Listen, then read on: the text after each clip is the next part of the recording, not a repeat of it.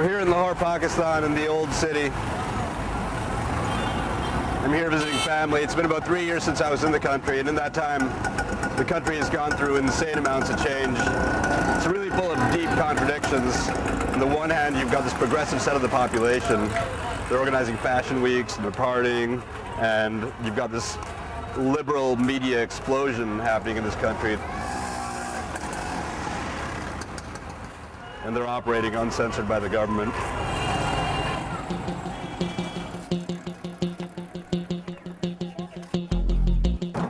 On the other side, you've got the Taliban. They've been infiltrating the entire country, attacking police stations and government buildings in a recent wave of violence. It's now escalated into a full-fledged battle with the Pakistani army fighting the Taliban in the tribal areas near the Afghan border. We traveled to this area 3 years ago when we wanted to visit a massive illegal arms market believed to be a source of weapons for the Taliban. It's been called the most dangerous place in the world and is now basically closed to outsiders and journalists. So I asked my mom to call her buddy. He was the chief secretary of the Northwest Frontier Province of Pakistan. With his help, we got our own private militia, and they made sure we wouldn't get kidnapped or killed. If everybody come to my side, I will definitely kill him. Naim, who's our host, is part of the Afridi tribe. He was born and raised there and now works as a protocol officer for the government.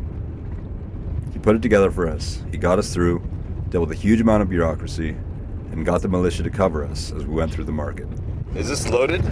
Yes, this is loaded, but they lock. They locked it. Where's the lock? This is the gateway of Khyber Pass, and from here the Khyber Pass is started. It's the most historic pass in the history of the world. The Aryans came through, the Mongols came through, the British Army came through, and got destroyed. Special place. Special place for special people. Oh, thanks, buddy.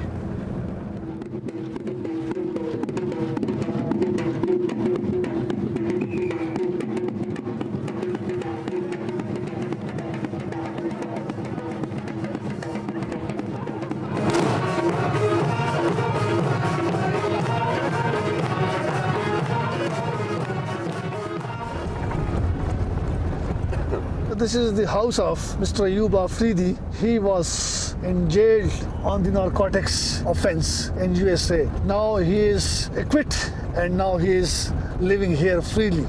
He's the founder of the heroin trade.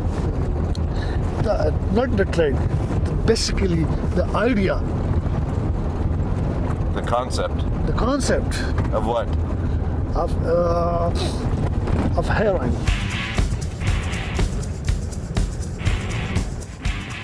Don't lose my hat, man. It's my father's hat. I will try my best. It's a very special Italian I will hat. try my best. Oh, God. No! After Khyber, we went into Daraa. That's where the arms market is. So when you were explaining to the officials what we wanted to do, Yeah. the old man started laughing when you said we wanted to shoot guns and maybe buy some guns. Yeah. I think he liked that idea. He liked that idea. He was laughed. Yeah, he was laughed. He was laughed. Yeah.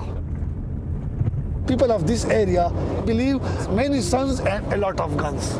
This is the philosophy of the Daraa peoples.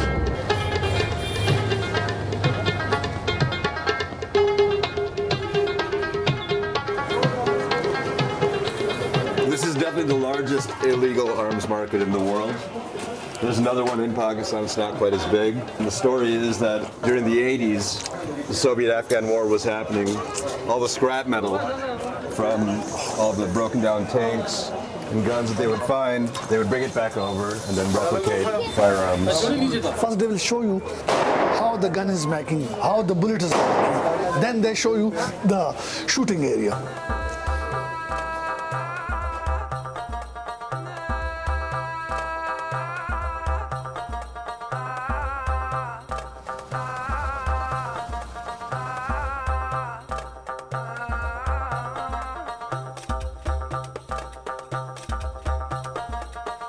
So in the whole town, they make 1,000 guns a day here, and they've been doing that for 70 years. That's a lot of guns.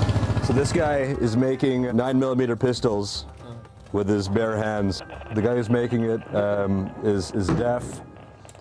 It's a Mauser, but it says made as China by Norinco. This is the cartridge. He has no tongue. 1,050 rupees price. 3,050 rupees. Price. We're hearing lots of guns being shot around us, and they're just checking to make sure that the guns work. And they're doing it with live ammo. What I'm wondering is, they shoot it up in the air. Where do the bullets fall? This one is one of the big and popular shop in this gun market. It's time to go gun shopping. Here's an Italian machine. This is like a Kalashnikov? Kalakov. It says it's a muzzleite. I think you could do some damage with this.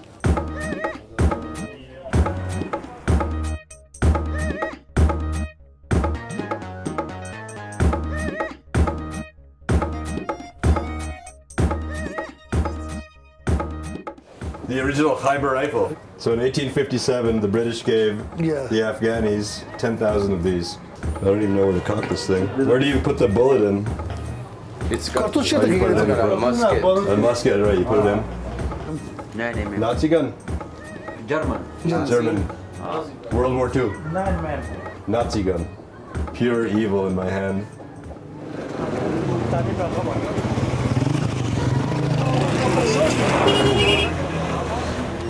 So now we will go into the shooting area. Yes, let's go. Bullet. So, yeah. So we were wondering where they fall, and they don't fall far from us. I'm gonna keep it. Okay, yes, keep it. You gotta be kidding. This is the shooting area? We just had lunch downstairs. Yes. All right, let's do this. I'm shooting the enemies in the hills.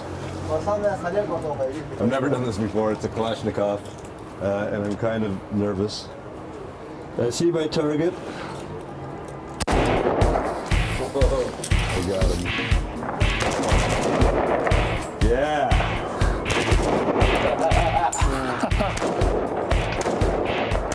Pakistan Zindabad. Yeah.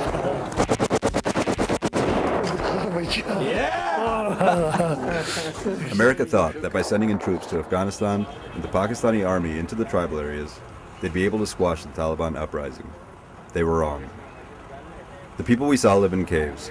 They work in insane conditions, they have no tongues, and they make guns with their bare hands. We're done. We succeeded in our mission. We came to Daraa and we bought guns. We shot them. We saw how it all happens.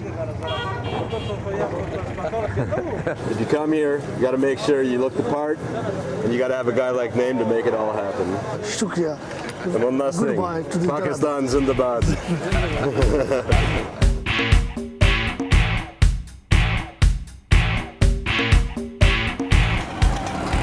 3 years ago, when we filmed in Daraa, after we left, the government basically shut it down. They shut it down to outsiders and journalists because the Pakistani army was in there fighting the Taliban. And right now, between the Pakistani army and the US troops on the border, the Taliban inside the tribal areas, it's essentially a powder keg that's ready to blow. A military expert that we know, he described the situation as the wickedest problem you could possibly imagine. Take it.